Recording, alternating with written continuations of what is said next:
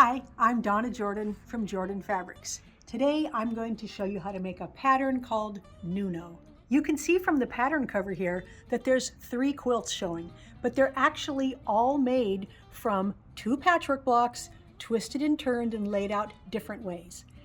I've already made this quilt one time. This is layout number 1. And I used fabrics that Debbie Matty designed. Debbie Matty is the pattern designer, and she also designs fabrics. This is a line called Yukata.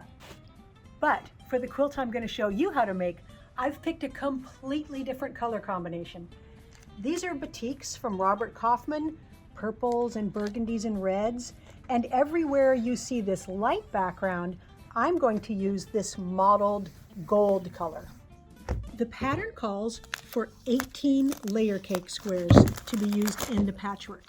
So I'm going to pick out the darker ones and I'm going to set these gold ones aside to use later. Okay, there are my 18 squares, and you can see I've got 2 different color piles here.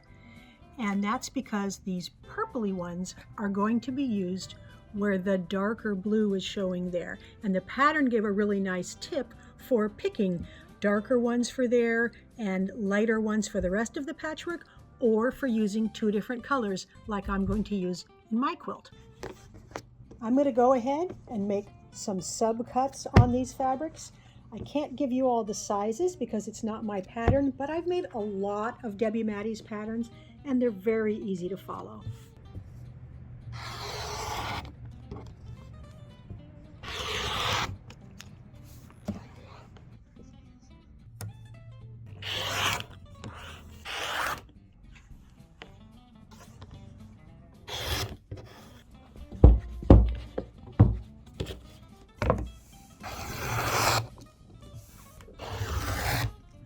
Okay, everything is cut, and we're going to start by taking these squares over to the sewing machine.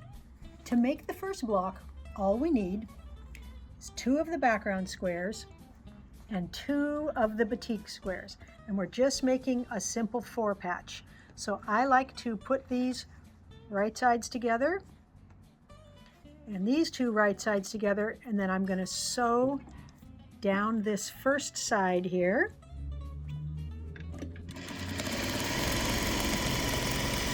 And I do like to keep it on the machine there. I'm not going to trim it. I've just left a little tail of thread between the 2 blocks there.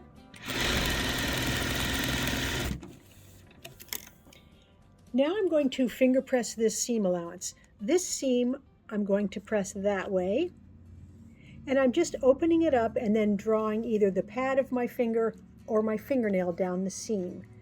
The other seam should go the opposite way. So we're going to press it that way. Now when we put these right sides together, those seam allowances are going in opposite directions, and it makes it really easy to get that center intersection to match. You can feel with your fingers here if those seams are lining up.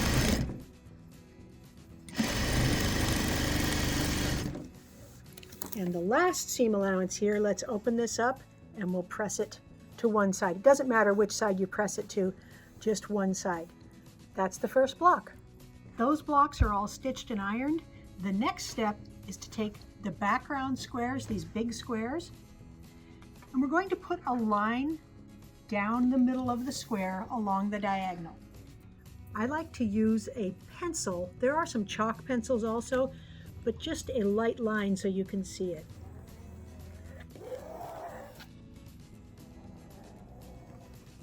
I'm back at the machine with the marked squares and the layer cake squares, and we're just going to put 2 of them right sides together, and then I'm going to stitch along both sides of the drawn line.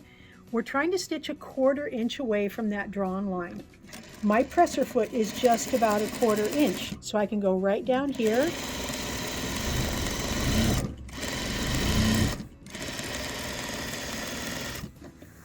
And then I'm just going to turn it around and stitch down the other side.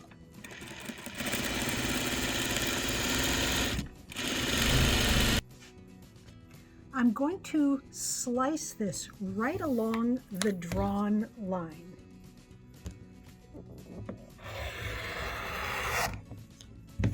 And now we've got two half square triangles. We need to iron them and trim them down to the correct size because they're slightly too big. There's two ways to do this. The first method is to iron this, always with the seam allowance going towards the dark, and then we want to trim it to 9.5 inches. So I can put this on my cutting board with these background lines here, the background triangle on the lines on the cutting board, and then just measure over 9.5 inches, and we're going to trim a little bit here and a little bit off of the top. The advantage of doing it this way is that now I don't have any of these pinked edges left, so I like to always trim this piece. The other method you can use, if you have a strip tube ruler, you can trim your block before it's ironed open. So I'm going to take the 9.5 inch line and put it on the stitching. So I'm lining it up with that stitching, not with the cut edge. And then I'm just going to trim this side and this side. And I think that method is slightly quicker, but either method will give you a nice exact 9.5 inch square. These are all the blocks we need to lay out the whole quilt. And remember, there's 3 different layouts we're going to try, so let's do layout number 1. You can start to see the pattern here. We've got these big triangles pointing in here, and then these small squares making a chain going up the quilt there. And that's 1/4 of the quilt there. So now we're just going to make a mirror image of it over here. And the pattern, of course, has nice diagrams. I'm not doing this from memory, so I'm going to keep referring to the pattern to make sure that I've got it laid out correctly. There is the whole layout number 1. It's very dramatic. It's very nice. Now, I haven't switched any of the blocks around because sometimes you'll get 2 of the same print in one area, and I would for sure want to switch that around a little bit. I also see that I've got this block repeated there. I might switch that around a little bit, but it is very pleasing. So that's this one on the bottom here, layout number 1. Next, we're going to try layout number 2. There's layout number 2 on the table there. I really like this one because we've got a long pathway of those little squares in a big diagonal all across the middle of the quilt. And then we've got these 2 sections of dark diamonds and triangles, and it has a very bold, satisfying look. This layout is this layout. I really like this one because it has a big X going right across the middle of the quilt. And I like where these 4 patches come together right in the middle. So all 3 layouts, they were all pretty nice, and I would really like to know which one you like the best. But for me, I'm going to go with layout number 1. So I'm going to go ahead and get all of the patches sewn together. The blocks are big, so it will be really easy to stitch this up. The blocks are all put together, and I'm ready to add borders, and the pattern shows a little skinny border and then a big border. But instead of using one print here, remember all those extra layer cake squares we had? I'm going to use these for the border. So all I'm going to do is cut each one in half and then stitch them all together into one really long piece and put that onto all 4 sides of the quilt. The quilt is all loaded on the machine, and we need to pick a thread color. I've got to say, this is one of the most enjoyable parts of making the quilt, is trying to pick out which color will look the best. So this nice gold color, this is going to blend into the background, and it's going to show up in the dark areas. So we have to decide, do we want the thread to show in the dark, or do we want the thread to show in the light? Now here is an option. This is kind of an orchid color. It's the same color I used on this border here. It's not going to show very much in the dark. It'll show quite nicely there. This one looked lavender. Now that I've got it out, it's a lot bluer of a lavender than what's in the quilt. But it still matches, so that is one option. A nice light rust color. We've got a lot of that in the patchwork. That will show up in these light areas. Now this is the most extreme. It's a dark rust. So again, it's not going to show in these dark areas. It's going to show a lot there. I really think, since there's flowers in the batiks, and I'm going to quilt it in a flower pattern, that I'm going to use this nice orchid color. The quilting pattern I've picked out is called Clematis.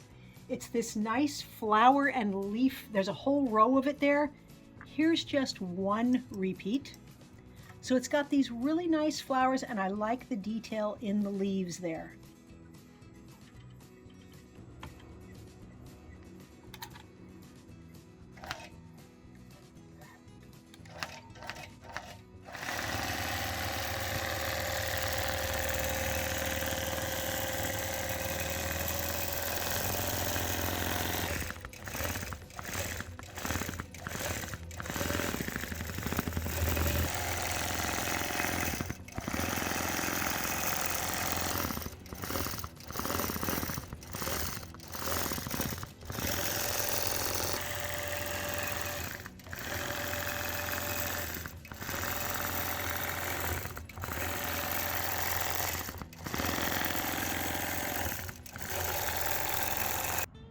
I've got the NUNO quilt all done.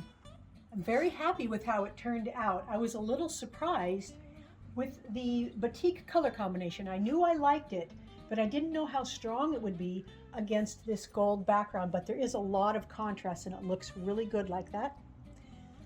The darker color thread is something I don't do often, but it's a good choice when you have a lot of negative space or a lot of empty space to fill up. I think it makes it a lot more interesting. On the back side, I used this large scale batik. It's got these big circular things, and it's got the same colors that are used in the top. So it's nice to have both sides coordinate. It turned out 70 by 70 inches, which is a nice generous throw size. This is the first quilt that I made in the NUNO pattern, and these are the yukata prints. So this one looks completely different than the batik one that I made. Now, not everybody likes to make batik quilts. I like sewing with them, and so I use them a lot, but printed ones like this are sometimes easier to fit into your decorating. And look at how different the two quilts look, completely different. I like the fact that I was able to use all the extra layer cake squares for the pieced borders. I did that on both of the quilts, and that way I used up pretty much the entire layer cake.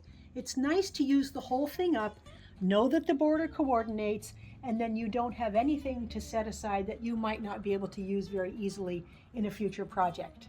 Now that both of the quilts are done, I can't decide which one I like better because they're both so different from each other, and I'd be interested to know what's your favorite. Please leave me a comment and let me know if you like the batik one or the printed one better. Thanks so much for watching our video. We hope you enjoyed it, and we appreciate you spending time with us while we do our quilting projects. At the end of every video, we do a giveaway. Today's giveaway is a quilt called Gradients. This was a simple pattern to make. We did a video showing you how a couple of years ago, but today you can win it. So all you have to do to enter is click the link right below this video that says giveaway and put in your name and your email address.